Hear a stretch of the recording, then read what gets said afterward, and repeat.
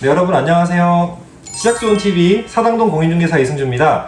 오늘 좀 각도가 좀 다르죠? 오늘은 다른 채널에서 보셨을지도 모르겠는데 중개업 경력 20년째 지금 유지해오고 계시는, 그리고 저를 또 이뻐해 주시는 대선배님이시자 또 박효충 중개실무라는 채널을 운영하셨는데 지금 이제 육지로 바뀌었죠? 네, 맞습니다. 네, 육지 채널에 이제 박효충 대표님을 모시고 오늘 또 편안하게 저희 사무실에 또 내방을 하신 김에 뭐 이런저런 또 담소를 나누는 본의 아니게 인터뷰 형식의 영상을 찍게 됐어요. 그래서 제가 이제 중개업 3년 차인데요. 20년 차 대선배님이세요. 그래서 중개 법인을 운영하고 계시고 저랑은 좀 아무튼 좀 다르게 되게 큰 중개들을 많이 해보신 분이시기 때문에 좀 여러분들께 제가 이전에 커뮤니티에도 글을 남겨본 적이 있는데 뭐 어떤 구독자님께서 질문하신 부분도 있고 제가 또 이제 중개 법인을 하시고 오랜 경력이 있으셨으니까 또 궁금한 것들도 있고 해서 오신 김에 좀 여쭤보도록 할게요.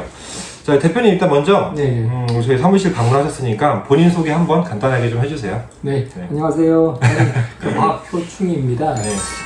방금 전에 말씀했듯이 이제 박효충 중개실무라고 제가 유튜브를 운영하고 있었는데 최근에 육지 TV라고 이제 이름을 이제 바꿨습니다.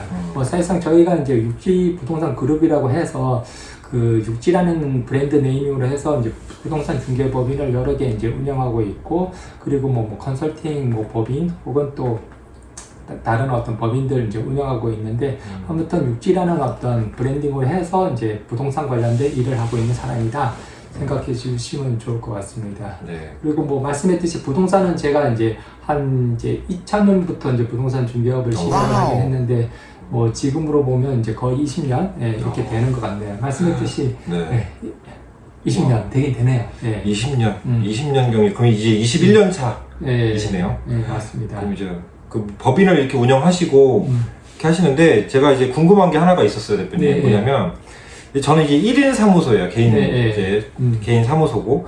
근데 이제 뭐 개인적으로 법인도 운영을 하시면서 그리고 합동 사무소 혹시 운영해 보셨나요? 합동 사무소는 안 해봤습니다. 그럼 이제 1인 사무소로 이제 밑에 직원을 두고 개업을 해보신 적이 있고. 네, 그럼 맞습니다. 뭐 1인 사무소랑 법인을 했을 때 이렇게 좀 차이점이 생각나시는 부분이 조금 있을까요? 장단점이나. 당연히 있죠. 기본적으로 이제 그 개인 사업자로 해서 이제 사무실을 이제 운영을 할 때는 뭐 당연히 직원을 4명까지는 운영을 해봤는데 기본적으로 중개법인이랑 그냥 개인 사업자의 대표적인 차이는 남들이 볼 때 뭐 어떻게 볼지 첫 번째인 거고, 두 번째는 이제 세금적인 부분이 이제 제일 큰 거죠. 그래서 뭐 첫 번째 이유 중개법인이면 남들이 볼 때 이거 조금 더 뭐 전문성이 있어 보이고 동시에 이제 그로 인해서 조금 더 큰 거래처를 상대할 때 용이하다, 그런 어떤 관점에서 이제 많이 선택을 하는 것 같고요. 그에 따라서 조금 더 바깥에서 보는 차이가 이제 있다는 걸 얘기할 수 있고, 두 번째로 이제 절세적인 면은 뭐 비용을 이제 법인으로 하면 이제 비용 면에 있어서 적용될 수 있는 폭이 훨씬 더 넓다 보니까 그 관점에서 이제 법인으로 이제 하는 경우가 있는 거예요.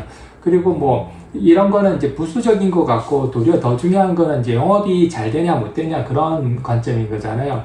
지금 뭐 개인 사업자를 한다고 영업이 덜 되고 또 법인을 한다고 영업이 잘 되고 뭐 조직 관리를 하거나 혹은 뭐 부동산 영업 직접적인 큰 영향을 미치가 그런 것도 아닌 것 같아요. 정말 그 해당되는 중개법인의 대표님이든 아니면 개인 사무소의 대표님이든 그 대표님이 조직 관리도 잘하시고 부동산 영업용도 뛰어나고 그러면 뭐 큰 차이 없이 잘할 수 있는 거 아니겠나 싶습니다.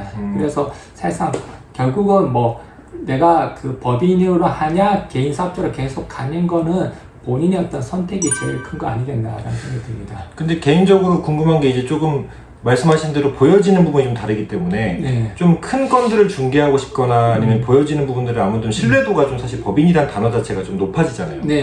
그러니까 그런 부분에 있어서는 좀 큰 건 중개함에 있어서는 좀 유리한 부분이 있겠다라는 거네요. 네, 맞습니다. 근데 이제 변수 하나가 이제 동네라서 그런지 모르겠는데 일반 동네에서 이제 중개 법인을 하시는 분들, 그러니까 공동 중개를 할 때 이제 그쪽에서 부딪히는 트러블들이 뭐였냐면 이제 간이 사업자는 일반 분들이 이제 그 최종적인 부가세에 대한 개념이 좀 적으시기 때문에 간이 사업자는 이제 3%가 그 수수료에 포함돼서 우리가 따로 끊질 않잖아요. 부가가치세가 별도로 없죠. 근데 이제 이게 최종 소비세라 사실 이제 손님이 내시는 게 맞긴 한데 중개법인은 이제 10%를 다 받잖아요. 네, 맞아요. 근데 이제 손님들 입장에서는 10%를 더 낸다라고 생각을 하시게 되는 네, 거죠. 맞아요. 네. 그 부분에 대해서 이제 좀 언쟁이 좀 있는 경우들이 많더라고요. 맞아요. 특히나 이제 주거용 위주로 부동산을 하게 된다 그러면 네. 당연히 이제 그 최종 소비자가 개인이다 보니까 그분들 입장에서 부가가치세를 납부하고 싶은 마음이 없는 거잖아요. 집 하나 이제 거래하는 게 중개보수가 300만 원인데 부가세 별도로 30만 원 주십시오 하면 네. 어떤 누가 이제 주고 싶어 하나요? 그러니까 환급을 안 돼요? 뭐 야 그런 얘기도 간간히 나올 수 있는 부분인데, 그런데 이제 주거용을 하게 되면 어쩔 수 없이 이제 겪어야 될 부분인 것 같고요. 네. 그러다 보니까 법인으로 하거나 아니면 일반 과세자 중에서 4,800만 원 이상인가요? 그러니까 부가가치세를 이제 별도로 받아야 되는 세금계산 발행 의무가 있는 사업자 한해서는 반드시 이제 세금계산서 끊을 수밖에 없기 때문에 어쩔 수 없이 거쳐야 될 부분인 것 같아요. 그래서 뭐 간이를 뭐 언젠가 계속적으로 할 수 있는 부분은 아니다 보니까 그 일반 과세자로 가든 아니면 뭐 법인으로 그냥 가든 둘 중에 하나를 선택하셔야 되는 거죠. 뭐. 그러니까 사실은 근데 이제 실무에서 일반 과세자는 뭐 물론 의무가 있잖아요. 우리 중개 업종이 의무가 있는데 세금계산서 발행 의무가 있지만 암암리에 사실은 안 끊는 경우들도 있는데 이 법인은 그렇게 할 수가 없기 때문에 그 부분에 좀 괴리가 있는 부분이 좀 있을 것 같아요. 뭐 기본적으로 뭐 법인 같은 경우에는 뭐 주주가 또 다를 수 있고 주주가 여러 명일 수도 있고 그런 거지 않습니까? 그런 이유고 또 그 다음에 뭐 감리라는 어떤 감사라는 역할을 맡고 있는 사람도 당연히 있는 거니까 말씀했듯이 더 투명하게 운영을 해야 될 뭐 책임과 의미가 있는 거죠, 법인 같은 경우에는. 그렇겠네요. 이제 이 영상 보시는 분들 또 이제 개업을 준비하시는 분들 또 중개업에 관심이 많으신 분들은 이제 오늘 대표님이 하시는 말씀, 이제 저는 이제 개인 사업자고 대표님이 일반 과세자이자 이제 법인의 입장이라고 생각을 하시고 이 차이점은 조금 이렇게 귀 기울여서 들으시면 좋을 것 같아요. 그 다음에 궁금한 게, 이건 이제 또 개인적인 건데 20년 경험을 하셨으면 정말 많은 일을 겪으셨을 것 같아요. 중개하시면서. 저는 지금 이제 3년 차인데도 뭐 정말 많은 사례들과 일들과 변수들을 겪으면서 이게 일기처럼 책을 쓸 수 있을 정도로 쓰고 있는데, 대표님이 가장 인상 깊으셨던 사례가 뭐 베스트 하나, 워스트 하나를 좀 꼽아주실 수 있을까요? 네. 일단 뭐 말씀했듯이 뭐 저도 거래 금액으로 해서 한 8천억 이상이 되고 거래 건수라는 한 1,600건 이상의 어떤 중개 거래를 이제 했는데 뭐 양타를 2개 건이라 계산한다 그러면 그렇게 이상의 어떤 거래를 직접 이제 하고 혹은 직원을 통해서 이제 제가 서명 날인하고 뭐 조율을 하고 그런 일을 이제 했죠. 지금까지 해왔는데, 근데 이제 뭐 하나하나 모든 것을 기약할 수는 없겠지만 뭐 말씀했듯이 이제 베스트를 한다 그러면 그 좀 뭔가 어려움을 이제 겪으면서 이제 계약을 했던 건이라고 볼 수 있을 것 같아요. 즉 제가 이제 DHL 물류 창고를 이제 계약을 해줬는데 뭐 지금으로 한 10여 년 전인 거죠. 10여 년 정도 전인데 네. 그거를 이제 성수동 지역에 있는 이제 건물을 이제 계약을 했는데 그게 왜 베스트가 되냐 그러면 사실상 그 적합한 물건이 없었습니다. 네, 그 기존 시장에 이제 나와 있는 물건으로는 절대로 그들이 요구하는 어떤 그 필요 조건을 충족할 수가 없었던 거죠. 뭐 차량도 뭐 20대 이상을 주차를 해야 되는 거고 그 공간도 한 250평, 실면적으로 한 250평의 공간이 이제 필요했는데 거기에 비슷하게 맞는 물건들은 다 뭐 주차가 또 안 되고 공간은 있더라도 주차가 안 되고 또 주차가 되면 공간이 좁고 그런 어떤 면에서 너무 이제 안 됐던 거죠. 그런데 이제 그런 물건을 이제 찾기 위해서 계속적으로 이제 물색을 하다가 정말로 신축 건물을 이제 뭐 건물을 어찌 보면 이제 한참 짓고 있었던 건물이 있었던 거예요. 그런데 이제 제가 이제 이제 저도 현대건설 이제 출신인데 건설업을 이제 하다 보니까 좀 배우다 보니까 뭐 공정상 이 정도 되면 가능성이 있겠다 싶은 생각도 들고 그다음 설계 변경이라는 게 항상 있을 수 있기 때문에 그 면에서 이제 그 건물주랑 잘 상의하면 설계 변경을 해서 해당 그 업체의 어떤 용도에 적합하게끔 변형이 가능하지 않겠나라는 생각을 하면서 그 한번 건물주를 만났는 거죠. 그런데 뭐 건물주라는 거 만나고 싶다고 만날 수 있는 것도 아닌 거지 않습니까? 그쵸. 그런데 이제 뭐 특유의 영업이라고 하면 뭐 일단 들이민다 그런 어떤 관점에서 현장에 가가지고 이제 컨테이너 박스에 이제 가서 뭐 이런 사람인데 혹시 뭐 건물주 없냐고 안 계시냐고 이렇게 물어봤는데 어떻게 또 운이 따라가지고 그때 이제 건물주분이 이제 거기에서 만났던 거예요. 그래서 결론은 이제 만나가지고 설계 변경을 하고 궁극적으로 해당되는 업체가 들어갈 수 있게끔 이제 만들었던 거죠. 그러면서 뭐 공기가 한 6개월에서부터 한 1년 정도 이제 남았지만도 그 과정에 좀 미리 이제 계약을 해드리고 입주할 수 있는 계약 준비를 다 했던 거죠. 뭐 심지어 이제 지하 1층에 엘리베이터로만 이제 그 이동할 수 있게끔 만들었는데 원래는 돼 있었는데 그 그냥 지하 1층을 차가 바로 들어갈 수 있게끔 램프를 만든 거예요. 네, 램프를 만든 거예요. 그 왜냐하면 DHL 차가 이제 들어갈 수 있게끔 지하 1층에 들어갈 수 있게끔 뭐 어찌 보면 땅을 뚫은 거죠, 쉽게 말해서. 그런 것도 미리 이제 설계 변경을 통해서 만들었고 또 1층도 문이 쉽게 말해 작은 문이라 그러면 훨씬 더 크게 문을 뭐 또 양쪽에 문을 2개를 만들 수 있게끔 또 뚫어 놓고 창고를 써야 되니까 2층도 마찬가지로 또 뭐 어떤 그 필요 조건에 맞게끔 이제 만들었던 거죠. 그래서 그런 어떤 여건에 이제 만들면서 어찌 보면 그런 거 있죠. 우리가 중개업을 한다는 것은 원하는 물건을 중개를 해주는 건데 사실상 거기서 사고를 약간 확정을 시켜야 되는 게 무엇이 있나 그러면 내가 제조업을 하는 사람은 아니지만 뭐 제조도 할 수 있는 거죠. 즉 그 고객의 필요에 맞는 걸 어떻게든 만들어 보겠다라는 생각도 할 수 있는 것 같아요. 그 만들어 보는 게 설득인 거죠. 그래서 그런 관점에서 설득을 잘 하고 설득의 포인트를 잡아내고 설득을 잘 한다면 제조업과 비슷하게 어떤 고객이 원하는 어떤 비슷한 물건을 만들 수 있고 그에 따라서 중개도 해줄 수 있는 게 아니겠나라고 좀 할 수 있을 것 같고요. 그 다음에 워스트는 뭐 여러 개 있을 수 있겠지만도 기억에 남는 거는 뭐 영상 속에서 이런 얘기까지 해야 되나 모르겠지만도 정말로 초창기 이제 부동산을 할 때였는데 거의 뭐 15년, 20년 가까이 되겠네요. 그런데 이제 우리 그 미등기 전매라는 거 들어봤지 않습니까? 네, 미등기 불법인 거잖아요. 그런데 미등기 전매에 제가 얽혔는 거예요. 얽혀가지고 최악의 어떤 경험을 해본 거죠. 무슨 얘기냐면 저희가 이제 중개를 하는데 그 상대편 이제 부동산이 자기가 이제 직접 매입을 하겠다고 얘기를 하는 거예요. 제가 이제 물건 하나 이제 갖고 있었는데 저희 고객이 물건 갖고 있었는데 이거를 이제 매수자를 이제 찾는데 그 해당되는 중개사가 뭐 자기 가족 명의로 그걸 이제 매입을 하겠다고 얘기를 하더라고. 그래서 이제 그 가족 명의로 이제 계약을 해주는 거죠. 그런데 처음에 이제 가족 명의가 확정이 안 돼가지고 홍길동 플러스 1로 하겠다고 하더라고요. 네, 홍길동 플러스 1로 하겠다고 하더라고요. 그러면서 이제 플러스 1에 대한 어떤 명의는 정확하게 이제 확정이 안 되다 보니까 일단 계약에는 홍길동 플러스 1로 하고 잔금 전에 그 플러스 1에 대한 사람에 대한 이제 인적사항을 정확하게 주고 이제 잔금을 치겠다 이제 얘기를 했는 거예요. 홍길동 외 일명으로 계약을 하는 거고요. 네, 맞습니다. 이제 계약이 확정될 때 이제 명의자 성명을 해주겠다. 네, 맞습니다. 예. 네. 그럼도 뭐 일반적으로 이제 그렇게 할 수 있는 부분인 거죠. 그때는 뭐 실거래가 신고를 하던 시기가 당연히 그렇죠. 아니니까 뭐 의무사항도 아닌 거고 그 잔금 전에 이제 계약 서류를 바꿀 수는 있는 거지 않습니까? 명의자를 추가하면 되니까. 명의자 추가를 하면 되는 거니까.